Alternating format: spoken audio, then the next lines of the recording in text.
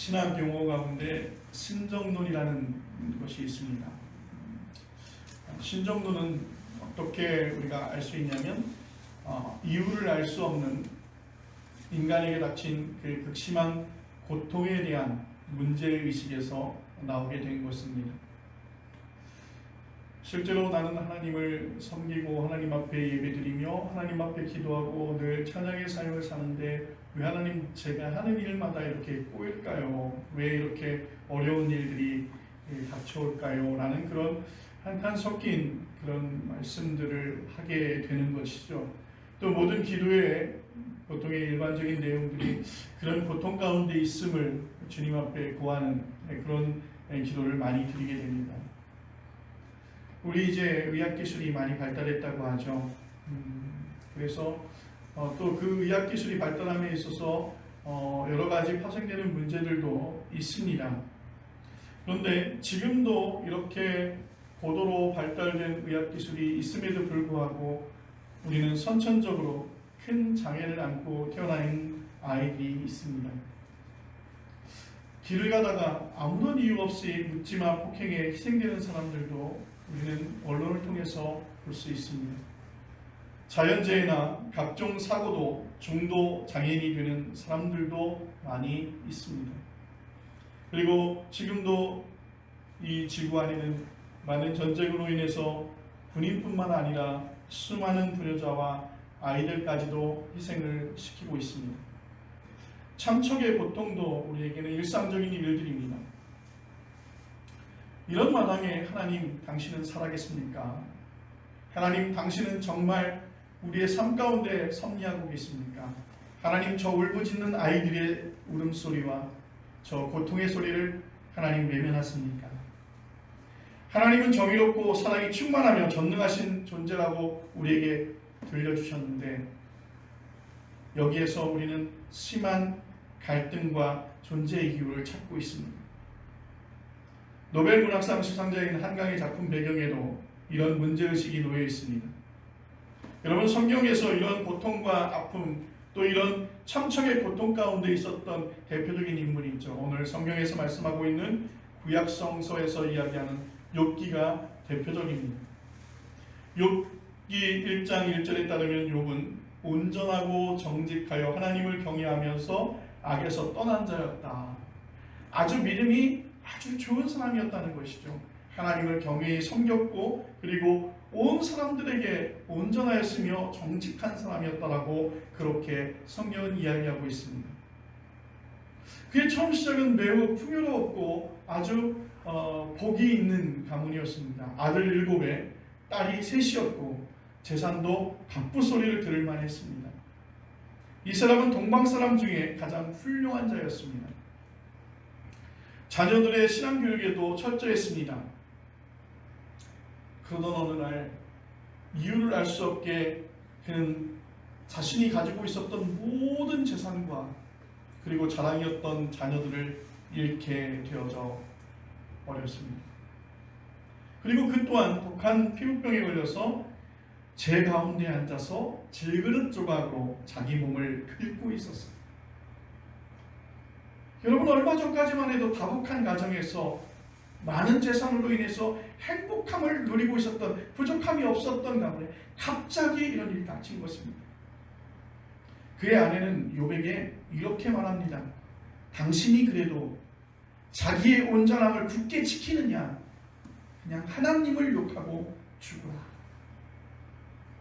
그의 아내가 욥을 비난하는 이유가 있습니다. 그 비난하는 이유는 욥이 자신의 잘못을 인정하고 회개하지도 않으면서 여전히 하나님을 원망하지도 않았기 때문입니다. 그래서 욥의 아내는 그렇게 말한 겁니다. 당신이 그래도 자기의 온전함을 굳게 지키느냐? 그냥 하나님을 원망하고 하나님 앞에 욕하고 너는 엎드려 죽으라. 이때 욥이 이렇게 대답합니다. 그대의 말이 한 어리석은 여자의 말 같도다. 우리가 하나님께 복을 받았은즉 화도 받지 아니하겠느냐. 이 말씀이 욥기 2장 10절에 기록되어져 있습니다. 여러분, 이렇게 아내의 비난만 있었던 것이 아닙니다.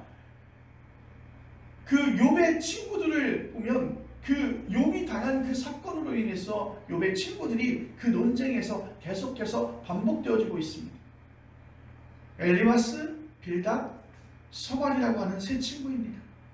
32장부터 37장에는 엘리후가 등장합니다. 욥을 공격하는 이들의 논리를 압축하면 두 가지입니다. 그 첫 번째는 욥이 이런 대재난에 떨어진 이유는 죄를 지었기 때문이다. 성경에는 기록되어 있지 않지만, 그리고 너는 알려져 있지 않지만, 너가 이런 고통 가운데 떨어져 있는 것은 네가 바로 죄를 지었기 때문이다. 그러니까 뭐예요? 회개하라는 거예요. 두 번째는 욥의 대재난은 영적인 훈련이니까 참고 견디라는 거예요. 그런 시험을 통과하면 더 높은 신앙의 세계로 들어간다는 거예요. 여러분, 우리 믿음의 생활하면서 이런 일을 당할 때마다 우리 이런 권면 자주 하죠. 지금 내가 닥친 것은 그 환난과 그 고통은 너의 신앙을 더 믿음을 연단케 위해서 하나님께서 하시는 것이니 너는 좀 참고 기다리라. 아니면 마찬가지로 내가 이렇게 하나님 앞에 이렇게 매를 맞는 이유는 내가 죄를 지었기 때문이다. 그러니 속히 하나님께 회개하고 하나님께 돌아오라는 것이죠. 이런 권면 우리 많이 합니다. 그럴듯한 논리고요. 또 우리는 종종 이렇게 합니다. 욥은 어머니 태 속에서 죽는 게 차라리 나았다고 토론할 정도로 힘든 상황 가운데서도 친구들의 조언 또는 그 비판을 받아들이지 않습니다. 그리고 자신이 떳떳하다는 주장을 끝까지 밀고 나갑니다. 당시 사람들이 옆에서 이런 논쟁을 들었으면 욥의 논리보다는 그 친구들의 논리의 주장을 더 손을 들어줬을 것입니다. 욥은 거미줄에 걸린 작은 나비와 같은 상황을 벗어날 수 없었습니다. 아내를 비롯한 친구들의 조롱까지 받으니 그의 심정이 어떨지 여러분 상상이 갑니다. 고통 가운데 있는데 그 고통 속에서 나를 좀 기다려주고 묵묵히 지켜주고 그 옆에서 함께 그 고통을 함께 나눌 수 있는 그런 친구들이 없었던 것이죠. 얼마나 외로웠을까요? 몸은 상처가 나고 몸은 다 망가져서 이제 그 비육병으로 도저히 참을 수 없는 고통 가운데 있는데 사랑하는 아내도 그리고 사랑하는 그 자녀들도 그리고 그의 막대한 그 모든 재산들도 다 사라져 있는 이 마당에 그는 얼마나 외로웠겠습니까? 그런데 욥 이야기의 결말은 해피엔딩입니다. 그 결과는 그닥 중요하지 않습니다. 해피엔딩에 이르는 마지막 순간에 나온 욥의 고백이 매우 중요하죠. 욥기 42장 5절로 6절입니다. 내가 주께 대하여 귀로 듣기만 하였사오나 이제는 눈으로 주를 배웠나이다. 그러므로 내가 스스로 거두어드리고 티끌과 제 가운데서 회개하나이다. 아멘. 여러분, 사랑하는 아내와 오랜 친구들의 간곡한 조언이 있었습니다. 그리고 비판에도 그는 자기의 생각을 결코 굽히지 않았습니다. 그런데 욥이 갑자기 완전히 다른 태도를 취하고 있습니다. 내가 스스로 거두어드리고 티끌과 제 가운데서 뭐예요? 회개한다는 거예요. 친구들이 내가 죄를 지었으니 이 대재난이 너에게 왔을 것이니 너는 회개하고 하나님께 돌아오라. 그럴 때마다 욥은 그 이야기를 반박했죠. 그리고 자기의 주장을 꺾지 않았습니다. 그런데 갑자기 내가 스스로 거두어드리고 티끌과 제 가운데서 회개합니다. 여기서 욥이 회개한 이유가 있습니다. 그 이유는요 이것입니다. 주님을 귀로 듣기만 하다가 이제는 눈으로 보게 되었습니다. 욥의 세계관의 들음의 차원에서 봄의 차원으로 바뀐 것입니다. 본래 성경은 보는 것보다 듣는 것을 매우 중요하게 여깁니다. 하나님의 말씀을 들으라, 귀를 기울이라 그렇게 말씀하셨지 성경에서는 하여튼 보라고 말씀하지는 않았습니다. 성경에 근거한 유대교와 기독교와 이슬람교는 이렇게 바라보는 종교가 아니라 들음의 종교이고 고대 근동의 종교는 바라봄의 종교입니다. 여기서 본다는 말은 시각적이고 자극적인 그 감각을 가리키기보다는 깨달음의 깊은 차원, 그러니까 동양식으로 말하면 견성의 차원, 도노라고 그렇게 말씀드릴 수 있습니다. 욥이 이제 거의 천지개벽이라 할 정도로 생각을 바꾸게 된 계기가 욥기 38장부터 41장이 나옵니다. 서문에 해당하는 대목이 오늘 설교 본문인 38장 1절로 7절의 말씀입니다. 온갖 조롱이 있었습니다. 고독과 절망 가운데 그 외로움 가운데 놓인 욥을 여호와께서는 만나주셨습니다.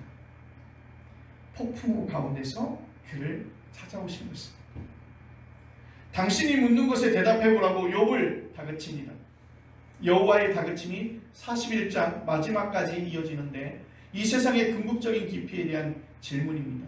질문은 이렇게 시작합니다. 4절입니다. 내가 땅에 기초를 놓을 때에 내가 어디 있었느냐. 5절입니다. 누가 그것의 도략법을 정하였는지, 누가 그 줄을 그것의 위에 띄었는지 내가 아느냐. 다음은 6절입니다. 그것의 주추는 무엇이 위에 세웠으며 그 모퉁이 돌을 누가 놓았느냐. 여러분, 이런 표현에는 2500년 전 당시에 우주관이 놓여 있습니다. 당시 사람들에게 우주는 3층으로 구성되었다고 생각하였습니다. 하늘과 땅 그리고 지하입니다.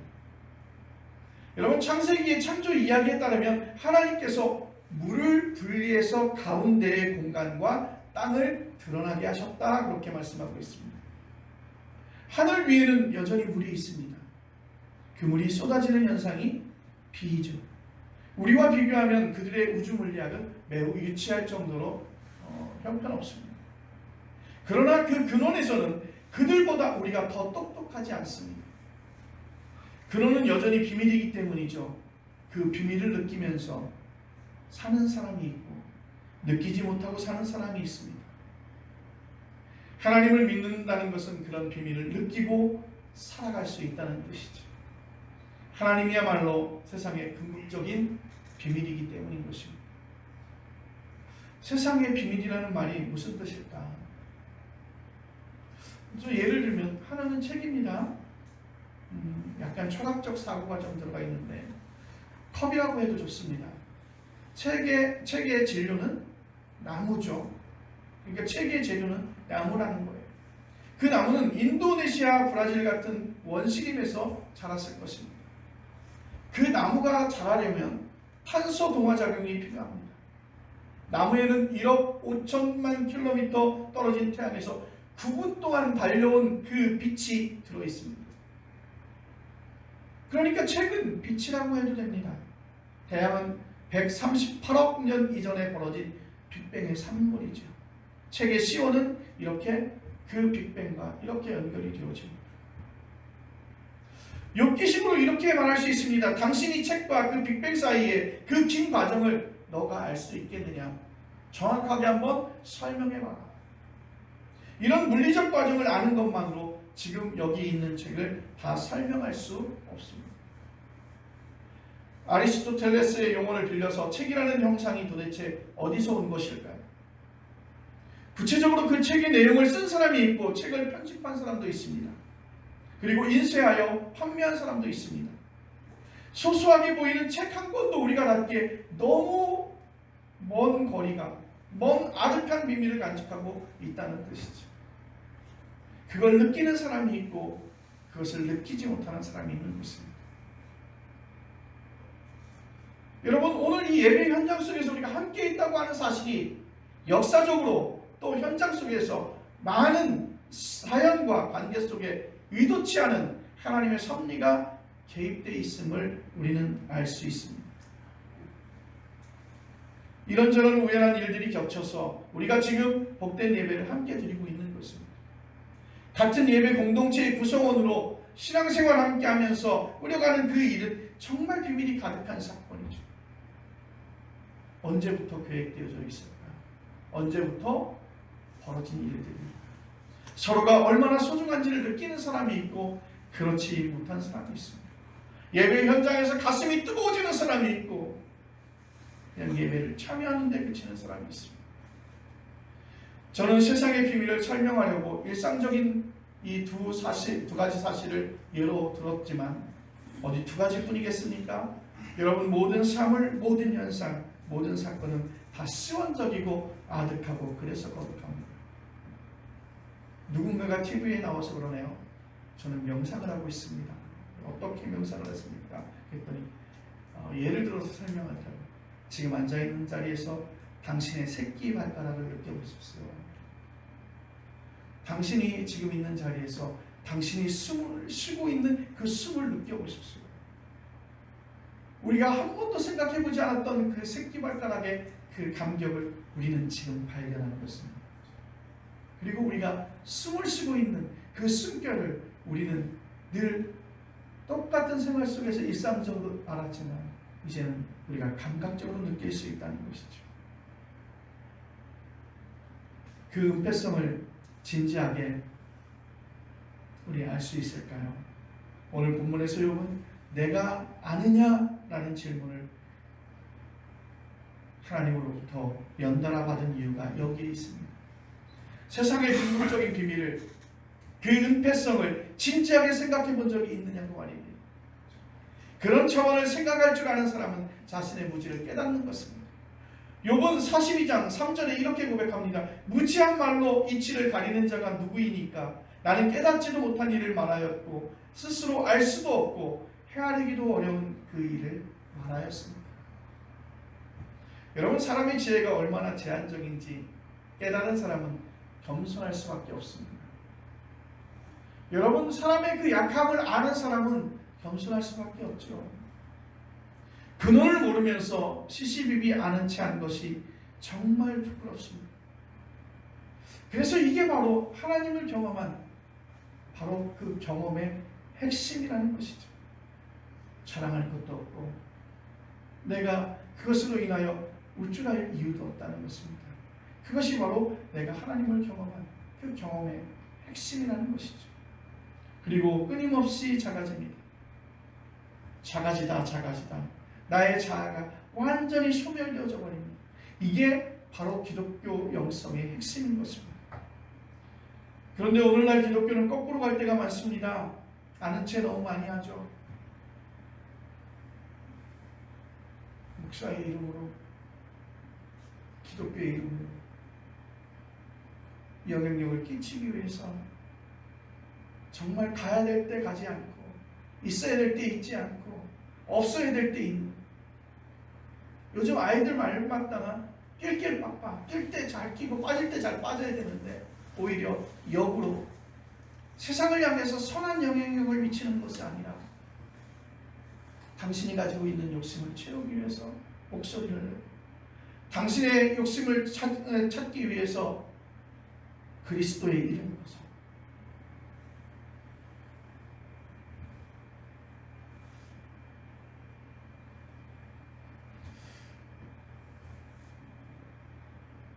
욥의 친구들처럼 자기의 제한적인 지식에 기대서 여기저기 낄 때 안 낄 때 가리지 않고 잔소리하기에 바쁩니다. 속된 표현으로 요즘의 교회가 세상을 향해서 꼰대질을 얼마나 열심히 하는지 모릅니다. 여러분, 욥의 회개는 지혜롭다고 자처하던 친구들의 친구가 아니라 하나님을 눈으로 본다고 말할 정도로 세상의 비밀을 엿본 데서 일어난 것입니다. 저는 세상의 가장 궁극적인 비밀이 예수 그리스도라는 사실을 성경에서 우리에게 가르쳐주고 있다고 생각합니다. 골로새서 1장 27절을 새 번역으로 읽겠습니다. 하나님께서는 이방 사람 가운데 나타난 이 비밀의 영광이 얼마나 풍성한지를 성도들에게 알리려고 하셨습니다. 이 비밀은 여러분 안에 계신 그리스도요 곧 영광의 소망입니다.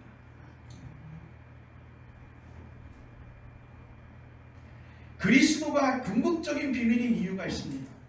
그를 통해서 하나님의 계시가 세상에 온전하게 드러나는 것입니다. 물론 누구에게나 예수 그리스도가 하나님의 계시로 인식되지는 않습니다. 보통은 그저 세계 성인의 한 분, 종교 창시자, 선지자 정도, 선생님, 랍비.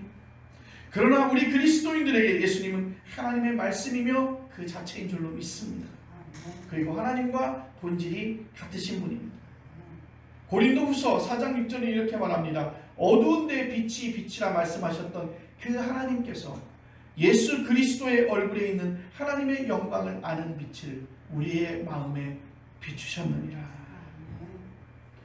예수 그리스도의 운명에서 세상의 비밀이 밝혀졌다는 뜻이잖아요.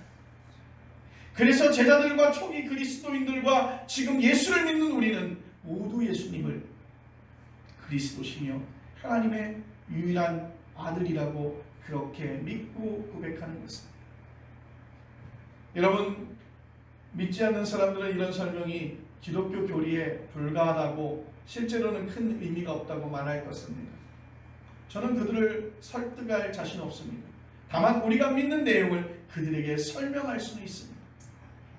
저는 앞에서 욥이 우주와 세상의 궁극적인 깊이를 모른다는 사실 앞에서 자신의 무지를 고백하고 회개했다고 말씀드렸습니다. 그게 자연주의자들과 인문주의자들에게는 최선의 삶입니다. 자연과 역사의 심연을 아는 사람들은 자신의 무지를 인정하고 겸손해질 수밖에 없습니다.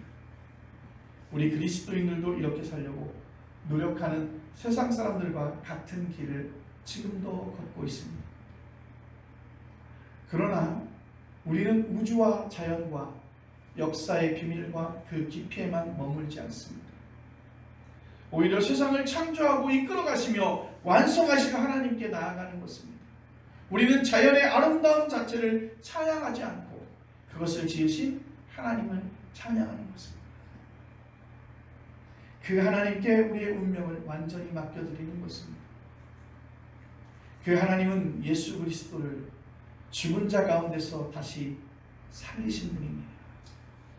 여러분, 그런 믿음이 여러분의 삶에서 어떤 의미가 있느냐? 저는 저의 삶이 세상의 기준에 따라서 결정된다고 그렇게 생각하지는 않습니다. 제가 설계하지도 않습니다. 제가 아무리 멋지게 설계해도 솔로몬의 영광도 들의 백합화에 미치지 못하듯이 그것은 늘 제한적이기 때문이죠. 우리는 이 세상을 살아가면서 많은 계획을 설계합니다. 디자인합니다. 그런데 여러분, 그 설계된 대로 가던가요? 여러분이 계획하고 디자인했던 그 계획대로 여러분 이루어지던가요? 세상의 기준에 따라서 아무리 불행한 일을 당한다고 하더라도 몹시 힘들기는 하겠지만 걱정치 마십시오. 예수 그리스도가 우리와 늘 함께 하신다는 사실을 여러분 믿으시길 바랍니다. 요즘에는 그런 일이 많아요. 나이가 들면 무릎에 손상이 오고 의외로 우리 주변에 있는 사람이 무릎을 교체하신 분들이 꽤 많이 있습니다.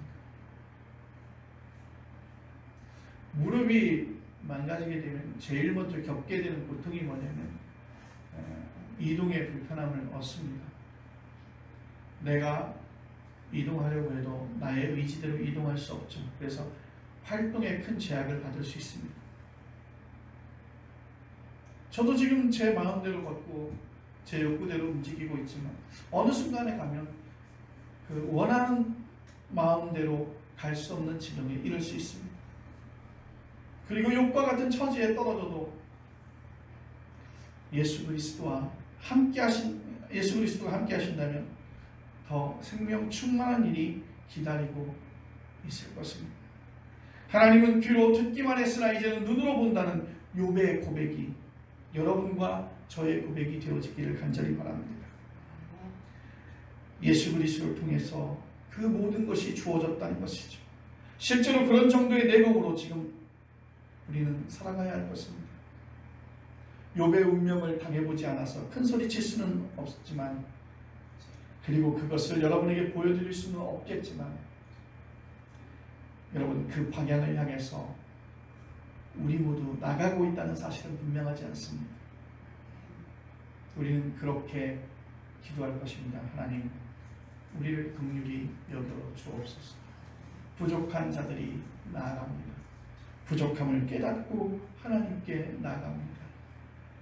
이제는 주님 앞에 함께 들음으로 나갈 수 있는 그 자리, 우리가 주님 앞에 우리의 자금을 인정하고 우리의 부족함을 인정하고 우리의 연약함을 인정하고 나갈 때 우리 주님은 우리와 더불어 함께 하시고 그 모든 은혜가 우리 안에서 펼쳐질 수 있기를 간절히 바랍니다. 기도하겠습니다.